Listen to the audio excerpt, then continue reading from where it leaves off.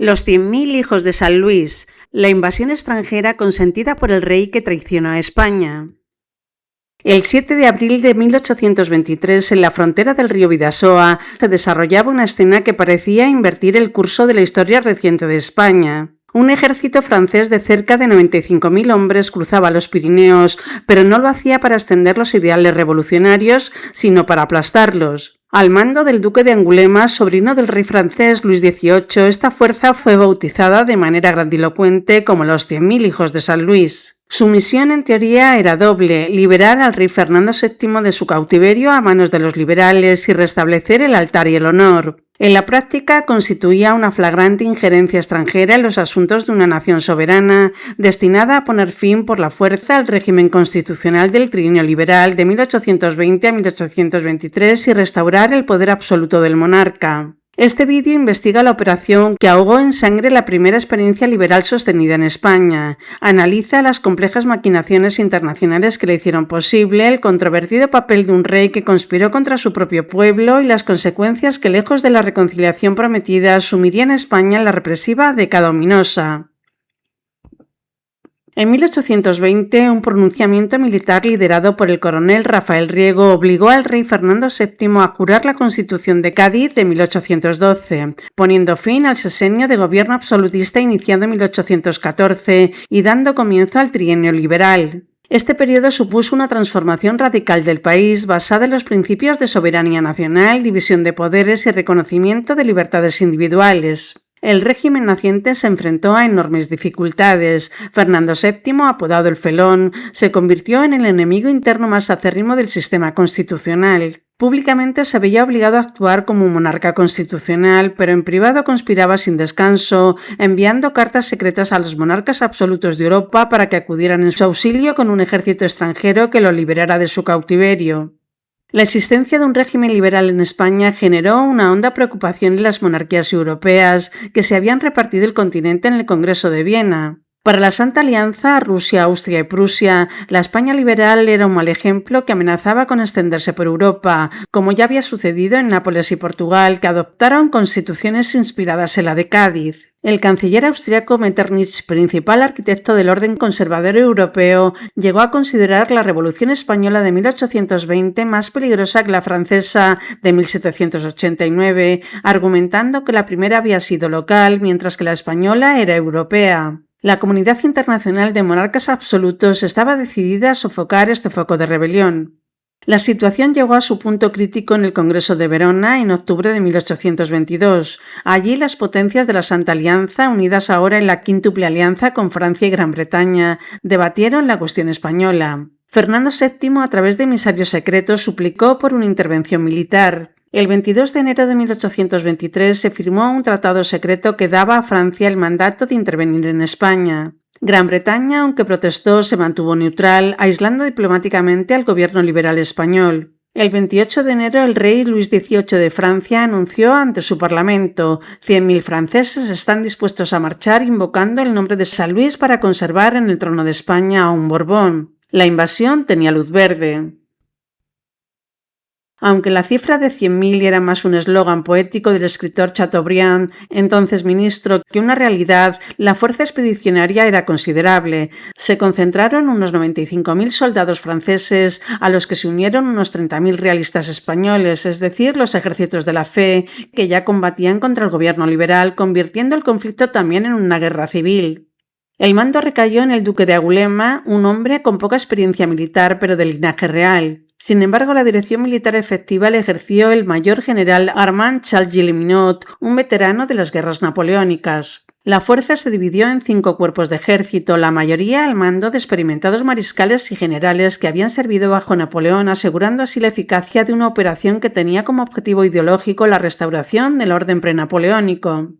El ejército francés cruzó el Bidasoa el 7 de abril de 1823, encontrando en general una resistencia limitada. A diferencia de la Guerra de la Independencia, muchas de las poblaciones recibieron a los franceses como libertadores, reflejo de la profunda división interna en España. El gobierno constitucional, anticipándose al avance, había trasladado al rey las Cortes y la administración primero a Sevilla y luego a Cádiz, la misma plaza que había resistido a los franceses durante la guerra anterior. El avance francés fue rápido y eficaz. El 24 de mayo, el duque de Angulema hacía su entrada triunfal en Madrid, siendo recibido con vítores de «Viva el ejército francés» y «Viva el rey absoluto». Inmediatamente estableció una regencia absoluta en nombre de Fernando VII, que comenzó a desmantelar toda la obra legislativa del trienio. A pesar del paseo militar, hubo focos de resistencia significativos. En Cataluña, el general Espocimina lideró una tenaz defensa hasta el punto de que los testimonios de la época afirmaron que fue allí donde se refugió el honor militar de la nación. Ciudades como Barcelona, Pamplona y San Sebastián soportaron largos asedios, capitulando esta última tras 6 meses de sitio. El episodio final y decisivo tuvo lugar en Cádiz. La ciudad donde se habían refugiado el gobierno y el rey fue sitiada por tierra y mar. La captura del fuerte Trocadero el 31 de agosto de 1823 fue un golpe militar y moral devastador para los constitucionalistas. Bajo el bombardeo francés y sin esperanzas de refuerzos, las Cortes se vieron forzadas a capitular. El 28 de septiembre devolvieron el poder absoluto a Fernando VII a cambio de una promesa escrita de amnistía que éste incumpliría de inmediato. El 1 de octubre, Fernando VII era liberado y el trienio liberal llegaba a su fin.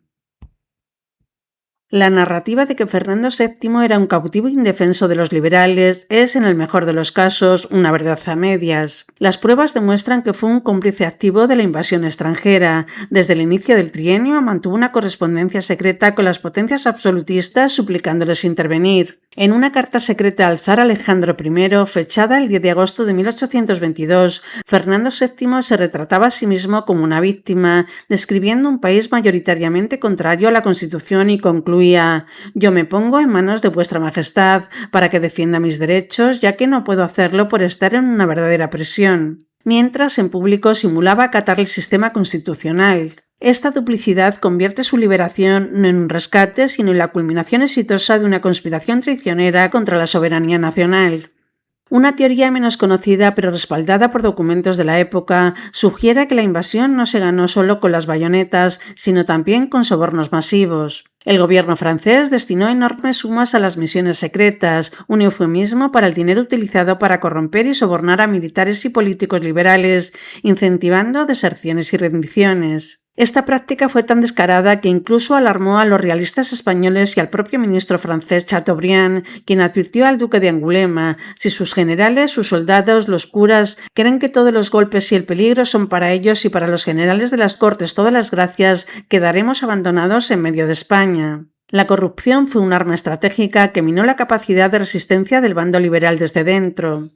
La invasión planteó una contradicción fundamental en el orden internacional posterior a Napoleón. Las mismas potencias que había luchado contra la Francia napoleónica en nombre de la independencia nacional y la legitimidad de los monarcas ahora violaban la soberanía de España para imponer su propia visión de la legitimidad. El Protocolo de Troppau de 1820, firmado por Austria, Prusia y Rusia, se arrogaba el derecho de intervenir en los estados que hayan experimentado un cambio de gobierno a causa de una revolución. Este principio de intervención legitimista se aplicó selectivamente. Era válido para sofocar revoluciones liberales, pero no para respetar la voluntad de una nación que se había dotado de una constitución. La operación de los 100.000 hijos de San Luis no fue una guerra entre naciones, sino una cruzada ideológica que priorizó el restablecimiento del absolutismo sobre el derecho a la autodeterminación. La victoria de los 100.000 hijos de San Luis no trajo la reconciliación prometida por el duque de Angulema. Por el contrario, dio paso inmediatamente a la década ominosa de 1823 a 1833, un periodo de feroz represión y persecución contra los liberales. Fernando VII, una vez repuesto en el poder absoluto, rompió sin pudor su promesa de amnistía. Así se desató una cacería humana. Ejecuciones, encarcelamientos y exilio fueron el destino de miles de españoles que habían apoyado al régimen constitucional. La maquinaria del Estado se dedicó a desmontar meticulosamente todas las reformas del trienio, restaurando el control absoluto de la monarquía, el regreso del poder eclesiástico y el silenciamiento de cualquier voz disidente. Fue una venganza política que ahondó las heridas de la división española.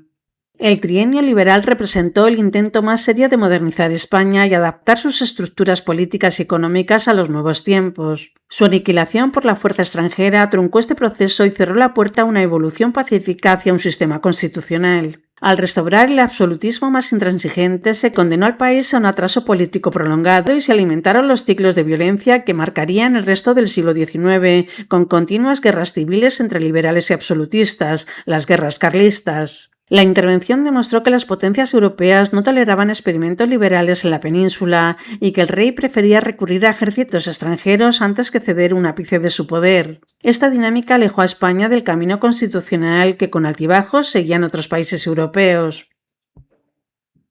La memoria de los 100.000 hijos de San Luis permanece como un símbolo de la interferencia extranjera y la traición a la soberanía popular. El episodio fue novelado por Benito Pérez Galdós en su serie Episodios Nacionales, titulada precisamente Los 100.000 hijos de San Luis, y ayudando a fijar este relato en la conciencia colectiva española. La invasión plantea preguntas incómodas y aún vigentes sobre la soberanía nacional, el derecho de un pueblo a elegir su gobierno y los límites de la intervención internacional. Fue un evento fundamental que demostró de la manera más cruda que la lucha contra el absolutismo y el liberalismo en España no se resolvería con debates sino con la fuerza y que el trono no dudaría en aliarse con potencias extranjeras para mantener sus privilegios. Es una herida histórica que, como demuestra el interés continuado por este periodo, aún no ha cicatrizado por completo.